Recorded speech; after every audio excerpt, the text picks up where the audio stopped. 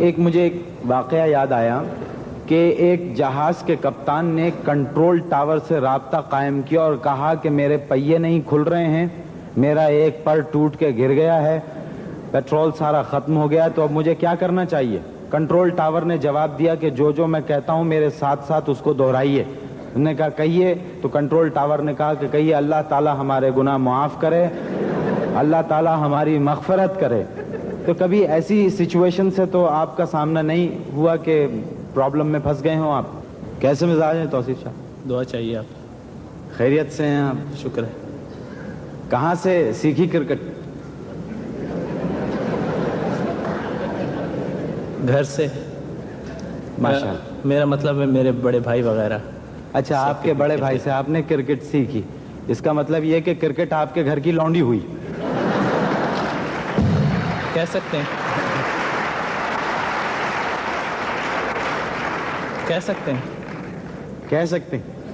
اچھا، ایک ٹرین میں ایک خاتون آ رہی تھی تو ان کے شوہر ان کو ریسیو کرنے گئے تو بیوی کہنے لگی کم از کم استقبال تو آپ مسکرا کے کر سکتے تھے، ذرا آپ دوسرے والے صاحب کو دیکھیے کیسے مسکرا مسکرا کے اپنی بیوی سے مل رہے ہیں۔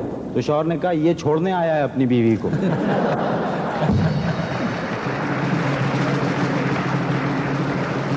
تو جب آپ لوگ ہار کے آتے ہیں تو آپ کے ساتھ سلوک آتی ہوئی بیوی کا ہوتا ہے یا جاتی ہوئی بیوی کا ہوتا ہے؟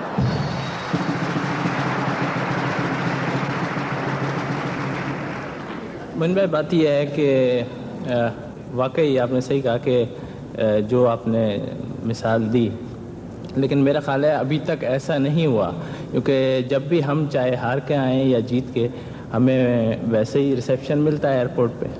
ہاں، مجھے پتا ہے۔ یہ تو خیر آپ کا اسٹیٹمنٹ ہے کہ ہارنے کے بعد بھی آپ کا استقبال ایسا ہوا، ورنہ ہم نے تو کچھ اور سنا تھا۔ نہیں وہ کہ ہارنے کے بعد ایک ملتان اترتا ہے، ایک لاہور جاتا ہے، ایک اترتا ہے۔ نہیں ایسی بات نہیں ہے، میرا خیال آپ نے غلط سنا ہے۔ یہ بتائیے کیا ٹیم میں شمولیت سے پہلے بھی آپ نے کہیں کرکٹ کھیلی ہے؟ اس معاملے میں میں بڑا خوش نصیب ہوں، کیونکہ ویسے تو میں کرکٹ کھیلی میں نے PWD سے جی، اور ٹیسٹ میچ جو ہے میں بغیر کسی فرسٹ کلاس کرکٹ میچ کھیل کر شامل ہوا اس میں۔ یعنی بغیر کسی امتحان کے آپ کامیاب قرار دے دیے گئے؟ جی ہاں، اللہ کا شکر۔ یعنی یہ آپ کے اچھے کھیل کا معیار تھا کہ انہوں نے یہ ضروری نہیں سمجھا کہ آپ کا کوئی ٹیسٹ لیا جائے یا فرسٹ کلاس کرکٹ کا ہونا ضروری ہے؟ جی ہاں، بالکل۔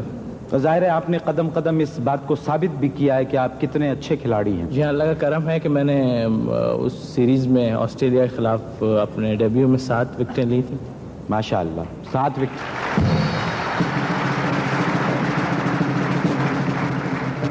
یہ توصیف یہ بتائیں، یہ کرکٹ اتنی سکڑتی کیوں جا رہی ہے؟ میں ذرا وضاحت کر دوں۔ جی ہاں، پہلے تو 5 دن ہوتی تھی، اس کے بعد پھر 3 دن ہونے لگی، پھر اب ون ڈے ہو رہا ہے۔ کہیں اس کا اختتام اس پہ تو نہیں ہوگا کہ ٹاس ہو گیا، جو جیت گیا وہ جیت گیا؟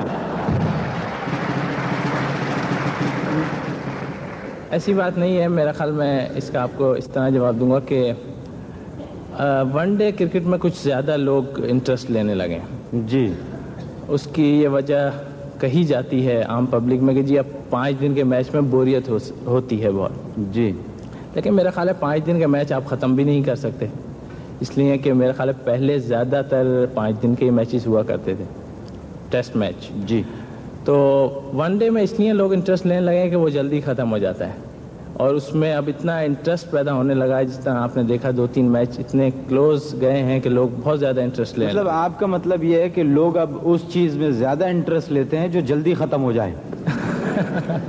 نہیں، مطلب جس کا رزلٹ فوری آ جائے۔ اچھا، ہاں، یہ بات صحیح ہے کہ اس کا نتیجہ فوراً آ جاتا ہے، ورنہ 5 دن بیٹھے ہوئے رزلٹ نکلا، ڈرا ہو گیا میچ۔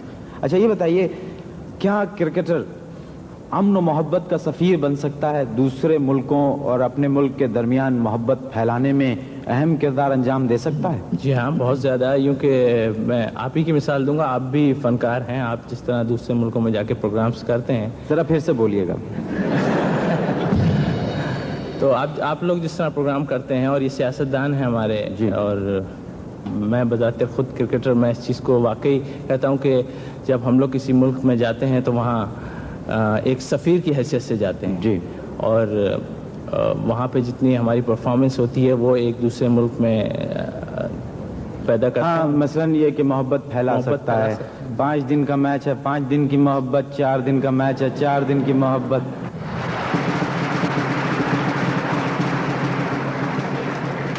سوال یہ پیدا ہوتا ہے نا کہ محبت بڑھانے سے بڑھتی ہے. آپ کو پتہ نہیں ہے آپ کیا کہہ گئے ہیں.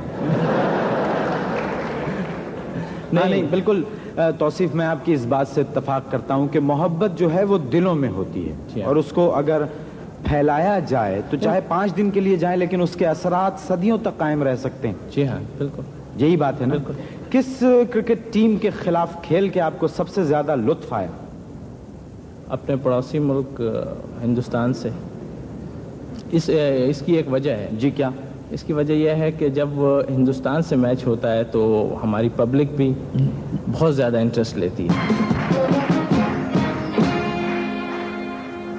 آسمہ یہ بتائیے، اس وقت ہم کتنے 1000 فٹ کی بلندی پر پرواز کر رہے ہیں؟ معین، ہم لوگ تو اس وقت سی لیول پر ہیں، بلندیوں پر تو آپ پرواز کر رہے ہیں. بلندیوں پہ میں پرواز کر رہا ہوں. جی. اچھا یہ بتائیے کہ آپ کی اناؤنسمنٹس بہت اچھی ہوتی ہیں، ہم سنتے ہیں. جی. اور آپ نے ٹیلی ویژن کے پروگرام کی بھی میزبانی کی ہے درخشاں میں. جی. تو یہ اچانک ٹیلی ویژن کی میزبانی سے فضائی میزبانی، یہ کیسے آپ نے جست لگا دی؟ میزبانی ہے، کہیں کی بھی کر لی جائے. مجھے ایک واقعہ یاد آیا کہ ایک جہاز کے کپتان نے کنٹرول ٹاور سے رابطہ قائم کیا اور کہا کہ میرے پہیے نہیں کھل رہے ہیں، میرا ایک پر ٹوٹ کے گر گیا ہے، پیٹرول سارا ختم ہو گیا، تو اب مجھے کیا کرنا چاہیے؟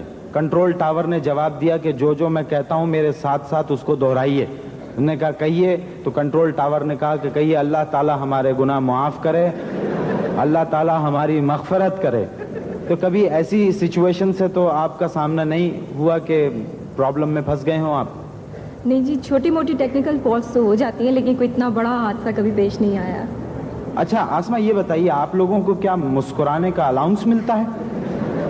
جی ایک طرح سے ڈیوٹی میں شامل ہے کہ your smile should be good. ہاں مطلب یہ کہ ایک ایئر ہوسٹس تھی، ان کے سر میں بڑا شدید درد تھا، تو میں نے ان سے پوچھا، میں نے کہا کیسی ہے؟ کہنے کی جی ہاں بہت سر میں درد ہو رہا ہے.